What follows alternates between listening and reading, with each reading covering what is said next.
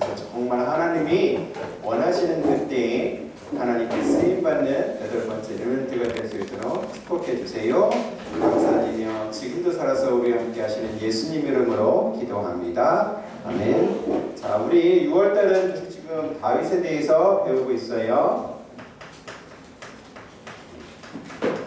오늘은 청년 시절이에요.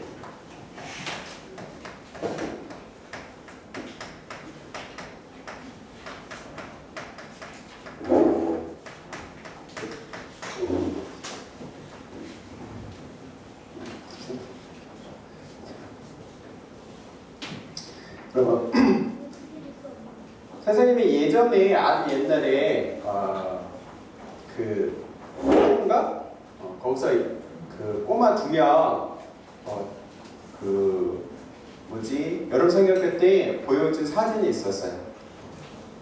가난해서 너무 힘들어서 찍은 사진이었어요. 근데 얼마 전에 내용을 보니까 또 무슨 내용이 있었냐면 아프리카인지 어딘지 잘 모르겠어요 선생님. 근데 얼굴이 까매요.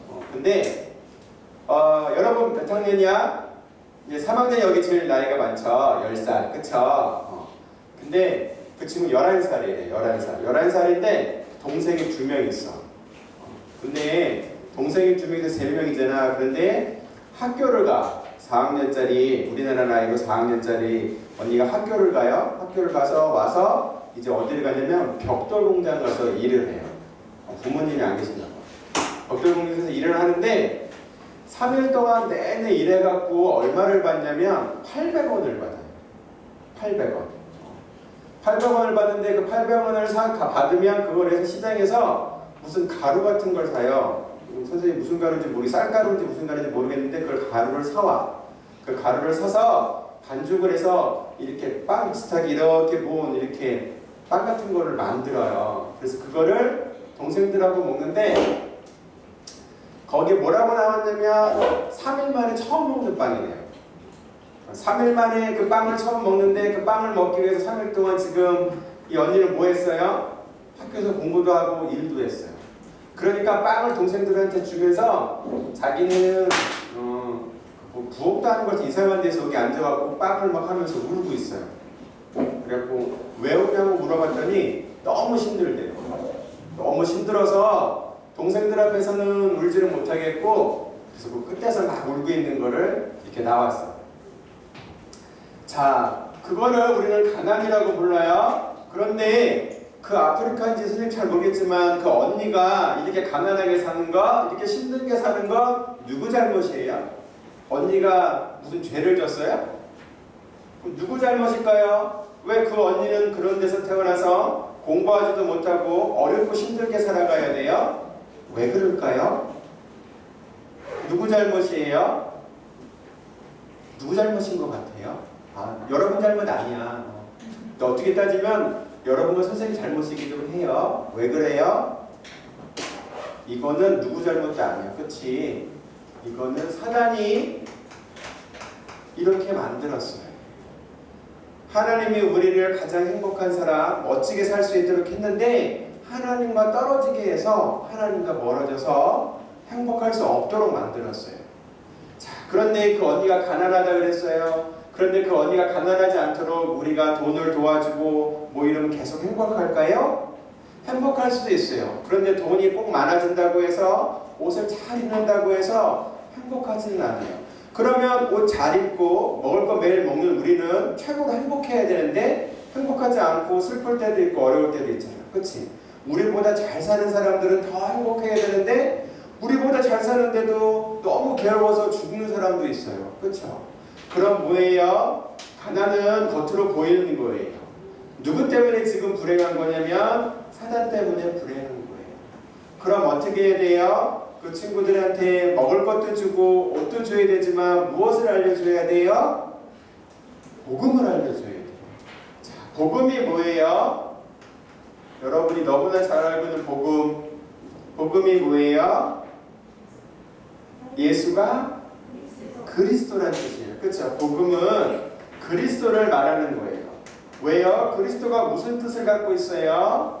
하나님 만나는 길 대신 참길 대신 선지자에서 얘기하고 있죠. 또 우리의 모든 죄를 용서해 주신 참 제사장의 역할을 하셨어요. 또 이 모든 것의 시작이 된 사단의 권세를 깨뜨리시는 참 왕의 일을 하시는 거예요. 그 그리스도를 전해주는 거예요. 그 그리스도를 마음에 품고서 전해 주기려고 하면 하나님이 축복을 하신대요. 내가 힘이 있거나 능력이 많거나 지혜가 있는 거하고 상관이 없대요. 이 복음을 내가 이 친구들한테 전해야지 라고 내 마음속에 그 생각을 품기만 해도 하나님이 힘을 주시고 지혜를 주신대요. 어떻게 힘을 주시고 지혜를 주시냐면 오늘 다윗과 같이 그 힘을 주신대요. 자, 그러면 이 마음속에 전도와 성결을 품은 친구에게 하나님이 어떤 마음을 주는지 오늘 다윗을 통해 한번 볼 거예요. 오늘 보니까 성경에 보니까 누구 얘기가 나오냐면 사울 얘기가 나와요. 사울 왕이에요. 자, 사울 왕은 왕이에요. 최고 권력을 가진 사람이에요. 그리고 다윗의 장인어른이기도 해요. 장인이 뭐예요? 장인 알아요? 엄마 아빠는 나한테 뭐예요? 엄마의 아빠를 나는 뭐라고 불러요? 할아버지라고 불러요. 그렇죠? 그러면 아빠는 엄마의 아빠를 뭐라고 부를까요? 아버지라고 부르기도 하지만 관계가 장인인 거예요. 그러면 다윗은 누구랑 결혼했다는 거예요? 사울의 딸하고 결혼했어요. 그래서 가까운 사이예요? 먼 사이예요? 가까운 사이죠. 서로 도와줘야 되겠죠. 서로 사랑해줘야 되겠죠. 그렇죠? 그런데 어떻게 했어요? 사울왕은 오늘 성경에 보면 전체로 보면 뭐라고 되냐면 다윗을 시기했다고 했어요. 미워했어요. 사랑해야 되는데 다윗을 미워했어요. 더 심하게 말하면 사울왕은 악신에 잡혀있기도 했지만 다윗을 죽음으로 몰고 갔어요. 죽이려고도 했어요. 자, 가까이에 있는 사람, 나를 도와줘야 될 사람이 나를 공격해요. 나를 미워해요. 나를 시기해요. 그래도 상관이 없어요. 이 마음을 품은 사람은 하나님의 이런 어려움이 와도 너끈히 이길 수 있는 힘을 주신대요. 또 다윗은 어떤 일을 당했냐면 오늘 성을 보니까 여기 죽음이라고 표현했는데 죽음의 위기를 한두 번 당한 게 아니에요. 여러 번 당했어요. 사울왕은 창으로 사위를 죽이려고 던지기도 했어요. 또 전쟁터에 나가서 죽음의 고비도 넘겼어요. 어떻게 했냐면 자기가 못 죽이니까 사울왕이 자객을 보냈어요. 자객이 뭔지 알아요? 몰래 가고 사람을 죽이는 사람이에요. 그런 사람을 보내기도 했어요. 또 딸한테 말을 해서 자기 딸한테 말해서 다윗을 죽일 수 있도록 속이도록 했어요. 그래서 죽음의 길을 계속 여러 번 넘겼어요. 왕을 피하기 위해서요 다윗은 미친 사람 노릇도 했어요. 다른 나라, 옆에 있는 나라 가갖고 자기가 맨날 공격하던 나라 가갖고 거기서 나를 봐달라고 했어요. 그러니까 옆에 있는 왕의 신하들이 뭐라고 했냐면 쟤 다윗이에요. 쟤 우리나라 공격했어요. 쟤 대단한 장군이에요. 쟤 빨리 잡아서 죽여야 돼요. 막 이렇게 했어요. 그러니까 다윗이 그 소리를 들어서 침을 질질 흘리면서 미친 사람 흉내를 냈어요. 그리고 왕이 야, 저 미친놈은 필요 없어. 가라 그래. 이렇게 해서 살기도 했어요. 또 다윗은 사형을 피해서 성경에 보면 어떻게 해요? 다윗을 여러 번 죽일 수 있는 기회도 얻었지만 모두 다 용서해 주기도 했어요. 그렇죠? 그렇게 다윗은 삶은 쉽지는 않았어요.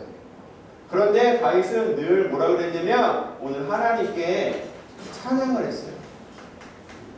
오늘 어딜 말씀을 한 번 더 읽어보고 말 거냐면 끝날 거냐면 시편 23편을 읽을 거예요. 23편 여호와는 나의 목자시니 그렇게 시작되는 거예요. 우리 한번 성경 있으면 시편 23편을 한 책 읽을 거예요.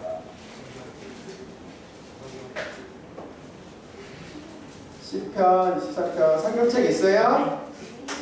자, 성경책 선생님도 찾을게요. 저 다시 덮었네요, 선생님이. 우리 다 같이 읽어요.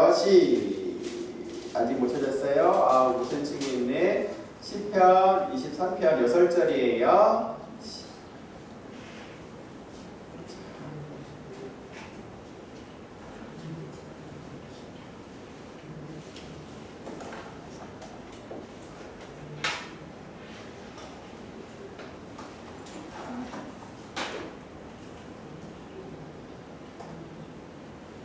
다 같이 큰 소리로 읽습니다. 시작. 여호와는 나의 목자시니 내게 부족함이 없으리로다.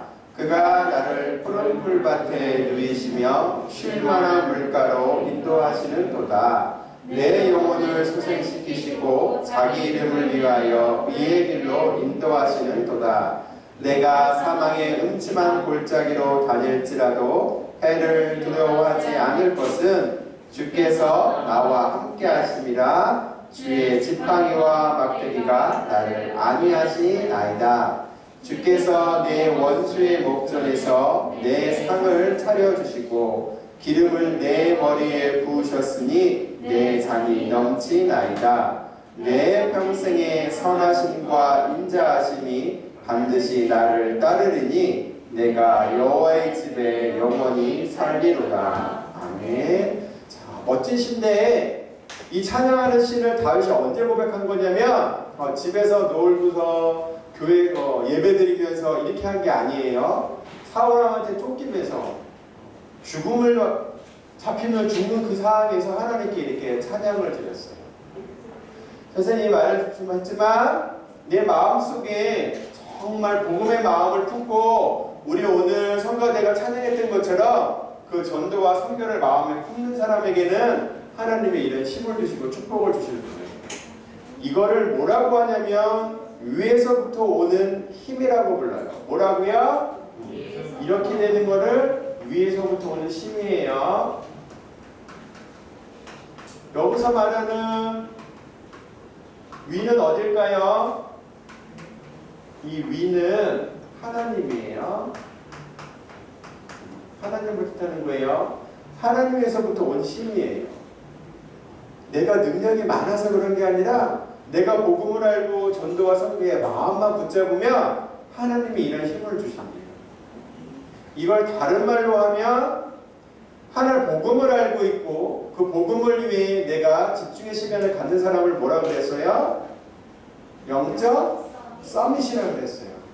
내가 영적 서밋의 길에 가면 하나님이 다윗과 같은 힘을 주실 거예요.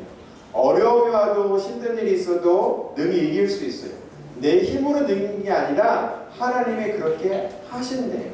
그래서 우리 친구들이 일주일 동안 무엇을 할 거냐면 오늘 우리가 찬양했던 그 찬양을 다시 한번 불러보도록 해요. 일주일 동안 집에 가서 선생님 저 없어요 하는 친구도 오늘 다 나눠주지 않았어요? 나눠줬죠. 그 찬양을 집에서 시간 날 때마다 하루에 한 번씩 찬양을 하는 거예요. 저 찬양 잘 못하는데요. 그러면 읽어라도 보세요. 선생님이 지난주에 해봤거든. 강단에서 성경 4군데를 찬양하라고 그랬어요. 303장, 4장, 5장, 10장. 그래서 그냥 읽었어요. 전철 안에서 찬양 부르기가 좀 뭐해서 그냥 읽었는데 읽기만 했는데 갑자기 막 눈물이 날라요. 거기 보세요. 303장, 4장, 5장, 10장이 다 하나님의 은혜에 대해서 나오는 찬양이에요. 하나님이 내가 찬양을 못해도 읽기만 해도 그 마음을 주세요. 일주일 동안 정말 내가 왜 전도하고 왜 선교를 해야 되는지 이 친구들을 살리기 위해서 내가 무엇을 해야 되는지 곰곰이 생각하는 한 주가 되었으면 좋겠어요. 우리 기도하고 마칠 거예요. 하나님 감사드려요. 정말 우리가 복음을 받아서 감사드려요. 이제 이 복음을 다른 친구들에게 전할 수 있을 정도로 내 마음과 생각 속에 그리스도로 가득 찰 수 있도록 해주세요. 그래서 늘 하나님께 찬양하며 기도하는 렘넌트가 되게 해주세요. 감사드리며 예수님 이름으로 기도합니다.